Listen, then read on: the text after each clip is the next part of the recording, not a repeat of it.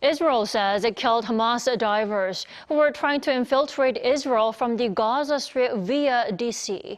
And meanwhile, the U.S. once again clarified that it does not want any conflict with Iran. Seung-jae has more.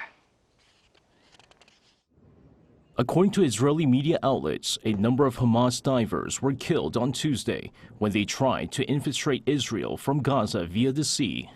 Israel Defense Forces say at least 6 divers were killed, although the exact number has not been confirmed.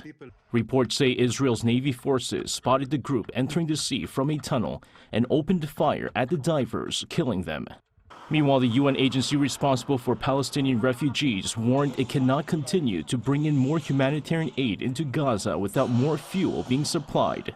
The United Nations Relief and Works Agency for Palestine Refugees in Near East said Tuesday that if more fuel isn't delivered to the war-torn region, it will be forced to halt humanitarian operations by Wednesday night. Israeli Daily Haaretz reported on Tuesday that negotiations for the release of a large number of hostages are underway after Hamas released 2 elderly Israelis earlier this week and 2 Americans last week.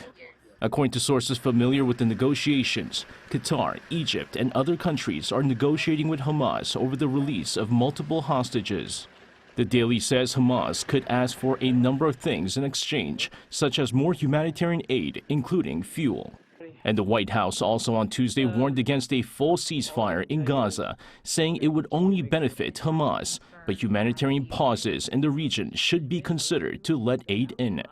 U.S. President Joe Biden said the day before that talk about any ceasefire could start only once all of the more than 200 hostages taken by Hamas were released.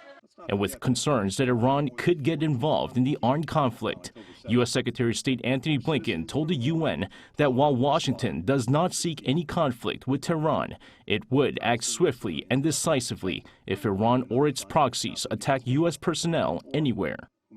The United States does not seek conflict with Iran. We do not want this war to widen. But if Iran or its proxies attack U.S. personnel anywhere, make no mistake, we will defend our people, we will defend our security, swiftly and decisively.